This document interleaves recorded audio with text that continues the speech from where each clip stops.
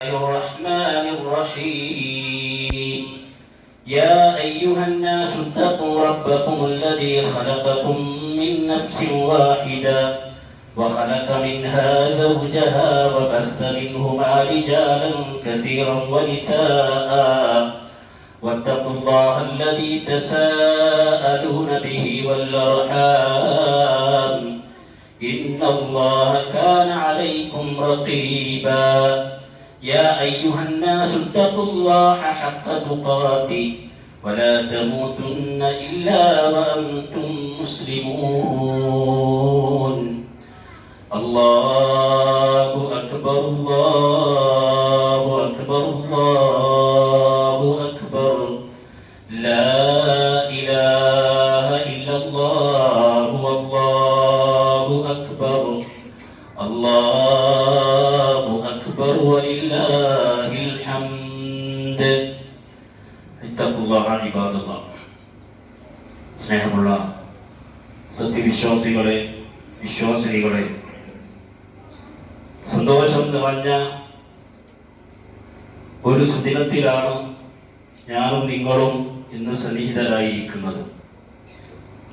അങ്ങനെ ഒരു സന്തോഷം വരുമ്പോഴും നമ്മുടെ ലോകം, നമ്മുടെ രാജ്യമൊക്കെ അസഹിഷ്ണുതയിലും പ്രയാസങ്ങളിലുമാണ് കഴിഞ്ഞുകൂടുന്നത്. വിദ്വേഷങ്ങളും അതോടൊപ്പം തന്നെ ആശങ്കകളും പ്രയാസങ്ങളും എങ്ങനെ അതിജീവിക്കാൻ സാധിക്കും എന്ന ഓർമ്മപ്പെടുത്തലുകളാണ് ഓരോ ബലിപെരുന്നാളും കടന്നു പോകുമ്പോൾ നമ്മുടെ മനസ്സുകളിലേക്ക് വരേണ്ടത്. പരീക്ഷണങ്ങളെയും പ്രതിസന്ധികളെയും പുഞ്ചിരിയോടെ നേരിട്ട ഒരു പ്രവാചകന്റെ ഓർമ്മയാണ് ശരിക്ക്, ആ ഓർമ്മ പുതുക്കലാണ് ബലിപെരുന്നാൾ അല്ലെങ്കിൽ ഈദുൽ അദ്ഹ കൊണ്ട് ഉദ്ദേശിക്കുന്നത്. അതിനാൽ തന്നെ സാർവലൗകികമായ ഒരു ആശയത്തെ വാരിപ്പുണർന്ന ആ പ്രവാചകന്റെ ആശയങ്ങളെ, ആദർശങ്ങളെ പിൻപറ്റാൻ അള്ളാഹു നമ്മോട് കൽപ്പിക്കുകയാണ്. അള്ളാഹു പറയുകയാണ്, ഖുൽ സദഖല്ലാഹ്, നബിയെ പറയുക, അള്ളാഹു സത്യമാണ് പറയുന്നത്, അള്ളാഹു സത്യം പറഞ്ഞിരിക്കുന്നു. ഫത്തബിഉ മില്ലത ഇബ്രാഹീമ ഹനീഫ, ഇബ്രാഹിം അലൈഹിസ്സലാത്തു വസ്സലാമിന്റെ മാർഗത്തെ, അഥവാ ശുദ്ധനായ ഋജുമനസ്കനായ അദ്ദേഹത്തിന്റെ മാർഗത്തെ നിങ്ങൾ എന്ത് ചെയ്യണം? പിൻപറ്റണം. വമാ കാന മിനൽ മുശ്രികീൻ, അദ്ദേഹം ഒരിക്കലും ബഹുദൈവ വിശ്വാസികളിൽ പെട്ടവനായിരുന്നില്ല എന്ന്. ആ മഹിതമായ ജീവിതം, ആ ജീവിതം പിൻപറ്റപ്പെടാൻ ഏറ്റവും ഉത്തമമായ മാതൃകയാണ് അദ്ദേഹം നമുക്ക് ജീവിച്ച് കാണിച്ചു തന്നത്. അതുകൊണ്ടാണ് അല്ലാഹു പറഞ്ഞത്, ഖദ് കാനത് ലകും ഉസ്വത്തുൻ ഹസനത്തുൻ ഫീ ഇബ്രാഹീമ വല്ലദീന മഅഹു, ഇബ്രാഹിമിലും അദ്ദേഹത്തിന്റെ കൂടെയുള്ളവരിലും നിങ്ങൾക്ക് നല്ലതായ ഒരു മാതൃകയുണ്ട്. നോക്കൂ സഹോദരങ്ങളെ, നമ്മെ ഭയപ്പെടുത്തുവാനും ഒറ്റപ്പെടുത്തുവാനുമുള്ള ശ്രമം ലോകത്തെമ്പാടും നടന്നുകൊണ്ടിരിക്കുകയാണ്. ലോകത്തെ ഇവിടെ നടക്കുന്ന തീവ്രവാദ പ്രവർത്തനങ്ങൾക്കും ഭീകരവാദ പ്രവർത്തനങ്ങൾക്കും ഒരു മുസ്ലിമിന്റെ പേരന്വേഷിച്ച് നടക്കുന്ന ഒരു ലോകത്താണ് ഞാനും നിങ്ങളും ജീവിച്ചുകൊണ്ടിരിക്കുന്നത്. അല്ലേ, കുറച്ചു വർഷങ്ങൾക്ക് മുമ്പ് നമ്മുടെ നാട്ടിൽ നടന്ന അത്തരം വിധ്വംസക പ്രവർത്തനങ്ങളിൽ മുസ്ലിമിന്റെ പേര് ചികഞ്ഞു നടന്ന ആളുകൾ അവസാനം അതൊരു അമുസ്ലിമായതിന്റെ പേരിൽ ആ കേസ് തന്നെ തേഞ്ഞുമാഞ്ഞു പോയ ഒരവസ്ഥ. നേരെ മറിച്ചൊരു മുസ്ലിം ആണെങ്കിൽ അവന്റെ പിന്നാലെ വിടാതെ പിന്തുടരുകയാണ്. എന്ന് മാത്രമല്ല, സമുദായത്തെ പോലും മുൾമുനയിൽ നിർത്തുന്ന രൂപത്തിൽ, ആശങ്കയിലാക്കുന്ന രൂപത്തിൽ ഭരണാധികാരികൾ പെരുമാറുമ്പോൾ സഹോദരങ്ങളെ, അത്തരം പ്രവർത്തനങ്ങൾക്കെതിരെ കൂട്ടായ മാതൃകാപരവും പ്രകോപനപരവുമല്ലാത്ത പ്രതിഷേധങ്ങൾ നമുക്ക് അനിവാര്യമായി തീരും. അതേസമയം നിരന്തരം ഇത്തരം പ്രവണതകൾ നടക്കുമ്പോൾ അതിനേക്കാൾ വലിയ പരീക്ഷണങ്ങൾ, വികാരങ്ങൾക്ക് അടിമപ്പെടാതെ നേരിട്ട ഇബ്രാഹിം അലൈഹിസ്സലാത്തു വസ്സലാമിന്റെ ജീവചരിത്രം നമുക്ക് മുമ്പിൽ ഉണ്ടാകണം. വീടും നാടും കുടുംബവും സ്വന്തം പിതാവ് പോലും തള്ളിപ്പറഞ്ഞ് ആ വീട് വിട്ടിറങ്ങുമ്പോൾ പോലും ആ പ്രവാചകൻ ഉറക്കെ പ്രഖ്യാപിച്ചത്, ഹസ്ബിയല്ലാഹ്, എനിക്ക് എന്റെ റബ്ബ് മതി, വനിഅമൽ വകീൽ, വരവേൽപ്പിക്കാൻ ഏറ്റവും നല്ലവൻ അവനാണ് എന്ന ഉത്തമ ബോധ്യത്തോടുകൂടിയാണ് പ്രവാചകൻ സ്വന്തം പിതാവിന്റെ വീട്ടിൽ നിന്നും ഇറങ്ങിപ്പോരുന്നത്. നാട്ടിൽ നിന്ന് നാട്ടിൽ പുറത്താക്കിയപ്പോഴും തന്റെ റബ്ബിലുള്ള ആ പ്രതീക്ഷ ആ പ്രവാചകൻ കൈവിടുകയുമില്ല. وقال إني ذاهب إلى ربي سيهدين. അദ്ദേഹം പ്രഖ്യാപിച്ചില്ലേ, ഇന്നി ദാഹിബുൻ, ഞാനിതാ പോകുകയാണ്, ഇലാ റബ്ബി, എന്റെ റബ്ബിലേക്ക് ഞാൻ പോകുകയാണ്, സയഹ്ദീൻ, അവൻ എനിക്ക് വഴി കാണിച്ചു തരും, അവൻ എനിക്ക് മാർഗനിർദ്ദേശം നൽകും. ഏത് പ്രതിസന്ധിയിലും രക്ഷത്തെത്തുന്നവൻ അല്ലാഹു മാത്രമാണ് എന്ന് ഈ ലോകത്തെ പഠിപ്പിക്കുകയായിരുന്നു മഹാനായ പ്രവാചകൻ ഇബ്രാഹിം അലൈഹിസ്സലാത്തു വസ്സലാം. ആ ജീവിതം നിങ്ങൾ പരിശോധിച്ചു നോക്കൂ. തൗഹീദിനാൽ സമ്പന്നമായിരുന്നു, തൗഹീദിനാൽ പ്രകാശപൂരിതമായിരുന്നു ആ പ്രവാചകന്റെ ജീവിതമൊക്കെയും. ലോകം നിയന്ത്രിക്കുന്നത് അല്ലാഹുവിന്റെ ഔലിയാക്കളാണെന്നും പ്രതിസന്ധികളിൽ തകരാവുന്നത് മഹാന്മാർ മാത്രമാണ് എന്നും പ്രചരിപ്പിക്കുന്ന മുസ്ലിം പുരോഹിത വർഗം. ആ പ്രവാചകനിൽ ഉത്തമ മാതൃകയുണ്ട്. ആരാണ് റബ്ബ് എന്ന് ഇബ്രാഹിം നബി അലൈഹിസ്സലാത്തു വസ്സലാം അവർക്ക് പഠിപ്പിച്ചു കൊടുത്തത് വിശുദ്ധ ഖുർആൻ സൂറത്ത് ശുഅറായിൽ പറയുകയാണ്, അല്ലദീ ഖലഖനി ഫഹുവ യഹ്ദീൻ, എന്നെ സൃഷ്ടിച്ച് എനിക്ക് മാർഗദർശനം നൽകിയവനാണ് അവൻ.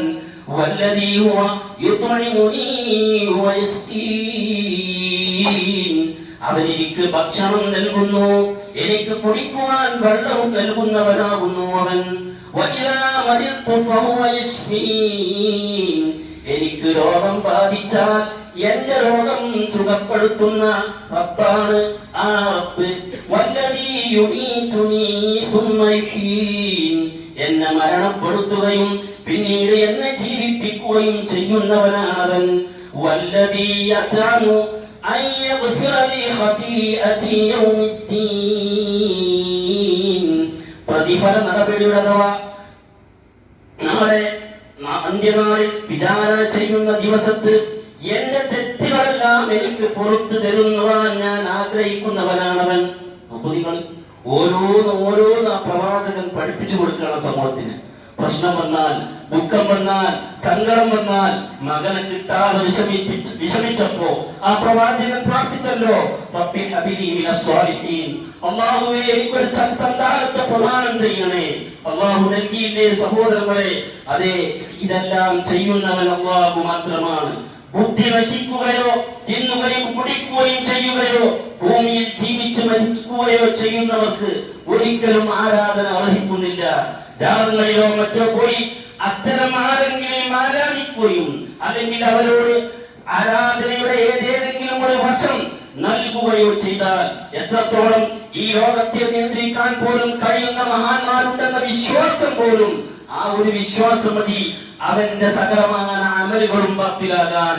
അല്ലാഹു അസന്നിഗ്ധമായി ഇഷ്ടപ്രകാരം പറഞ്ഞല്ലോ, ഇന്നഹു മയ്യുശ്രിക് ബില്ലാഹ്, തീർച്ചയായും കാര്യം ആരെങ്കിലും അല്ലാഹുവിനോട് പങ്കു ചേർത്താൽ ഫഖദ് ഹറമല്ലാഹു അലൈഹിൽ ജന്ന, അവൻ അല്ലാഹു സ്വർഗ്ഗം ഹറാമാക്കിയിരിക്കുകയാണ്, നിഷിദ്ധമാക്കിയിരിക്കുകയാണ്. വമഅ്വാഹുൻ നാർ, അവന്റെ സങ്കേതം നരകമാകുന്നു. വമാ ലിദ്ദാലിമീന മിൻ അൻസാർ, അവർ ആർക്കും തന്നെ അക്രമികളായ ആളുകൾക്ക് ഒരു സഹായവും ലഭിക്കുകയില്ല എന്ന് അസന്നിഗ്ധമായി സൂറത്തുൽ മാഇദയിലെ 72-ാമത്തെ ആയത്തിലൂടെ അല്ലാഹു വ്യക്തമാക്കുകയാണ്.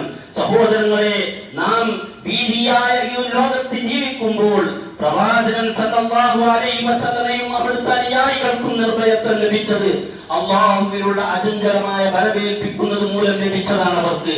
അതുപോലെ നമുക്ക് നിർഭയത്വം ലഭിക്കണോ? അചഞ്ചലമായി കൊണ്ട് അല്ലാഹുവിലേക്ക് നമ്മുടെ കൈകൾ ഉയരണം.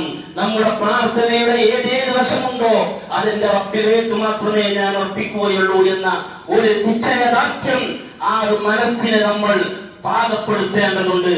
നോക്കൂ, ഈ ദിനത്തിൽ നമ്മൾ മുഴക്കിയല്ലോ, അല്ലാഹു അക്ബർ അല്ലാഹു അക്ബർ അല്ലാഹു അക്ബർ, ലാ ഇലാഹ ഇല്ലല്ലാഹു അല്ലാഹു അക്ബർ അല്ലാഹു അക്ബർ വലില്ലാഹിൽ ഹംദ്.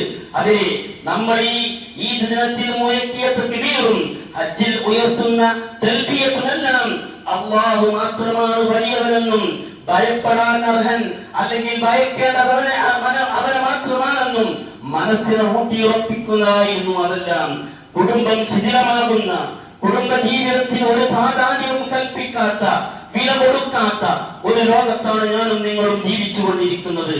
മക്കൾ വഴിതെറ്റുമ്പോൾ, അവർ വഴിതെറ്റുന്ന അശ്ലീലതകൾ അവരുടെ മുമ്പിൽ അവരുടെ കയ്യെത്തും ദൂരത്ത് അവർക്ക് ലഭിക്കുമ്പോൾ, സഹോദരങ്ങളെ, സഹോദരിമാരെ, എന്റെ പൊന്നു ഉമ്മമാരെ, നമ്മുടെ മക്കളെ വിഷയത്തിൽ കാര്യഗൗരവത്തിൽ നമ്മൾ അവരത് ഉത്ബോധിപ്പിക്കണം. അവരോട് അതിന്റെ തിന്മകളെ കുറിച്ച് വായ്തോരാതെ പറയാൻ നമുക്ക് സാധിക്കണം.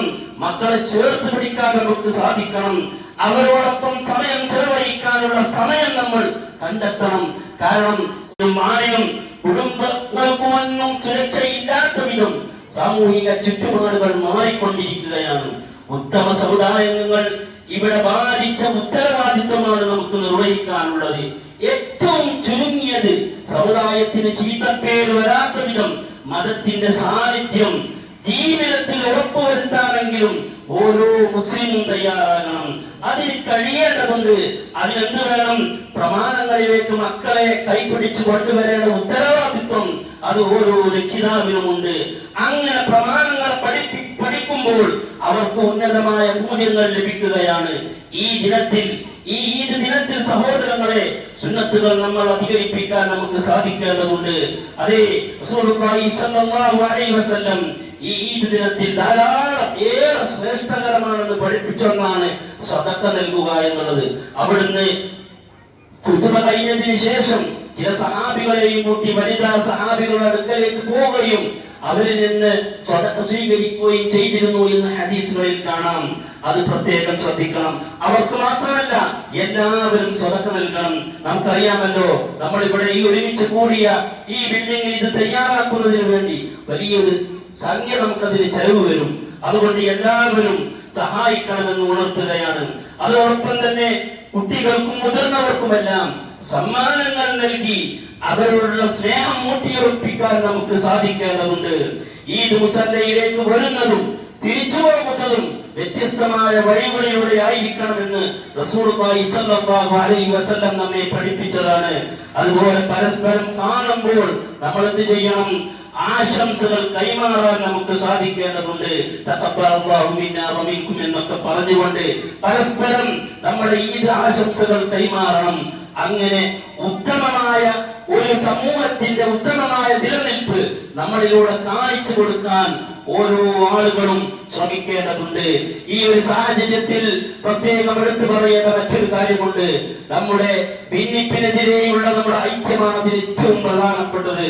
നോക്കൂ സഹോദരങ്ങളെ, നമ്മുടെ രാജ്യത്ത് നമ്മെ ഭിന്നിപ്പിക്കാനും നമ്മെ തമ്മിലടിപ്പിക്കാനും നോക്കിയ ചില ദുഷ്ടശക്തികൾ, അവരെ അല്ലാഹു ഇരുത്തേണ്ടത് ഇരുത്തിയത് നമ്മൾ കണ്ടില്ലേ?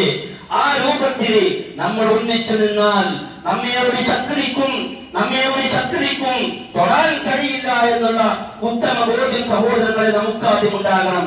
അതിന് നമ്മുടെ വിശ്വാസം ശരിയാകണം. നിങ്ങൾ അല്ലാഹുവിന്റെ പാശത്തെ മുറുകെ പിടിക്കണം, എന്നാൽ അവന്റെ സഹായം നിങ്ങൾക്കുണ്ടാകുമെന്ന് അല്ലാഹുവിന്റെ റസൂൽ സല്ലല്ലാഹു അലൈഹി വസല്ലമയിലൂടെ അല്ലാഹു നമ്മോട് പറയുകയാണ്. അതുകൊണ്ട് ആ പാശം മുറുകെ പിടിച്ചുകൊണ്ട് നമുക്കെതിരെ വരുന്ന ഏതൊരു പ്രശ്നങ്ങളെയും പ്രതിസന്ധികളെയും ഒന്നിച്ചു നേരിടാൻ സഹോദരങ്ങളെ നമുക്ക് സാധിക്കേണ്ടതുണ്ട്. ആ രൂപത്തിൽ നമ്മൾ മുന്നേറണം. അതോടൊപ്പം തന്നെ സഹോദരങ്ങളെ, ഇന്ന് ഇവിടെ കൂടേണ്ട ധാരാളം ആളുകൾ അവര് ലോകത്തിന്റെ പ്രയാസത്തിലാണ്, ബുദ്ധിമുട്ടിലാണ്, വീടുകളിൽ കഴിയുകയാണ്. അല്ലാഹു ആ സഹോദരങ്ങൾക്ക്, സഹോദരിമാർക്ക് ആഫിയത്ത് നൽകട്ടെ. അതുപോലെ തന്നെ ധാരാളം ആളുകൾ നമ്മളോട് ദുആ വസിയത്ത് നൽകിയ ആളുകളുണ്ട്. അല്ലാഹു അവരുടെ എല്ലാ പ്രയാസങ്ങളും പ്രതിസന്ധികളും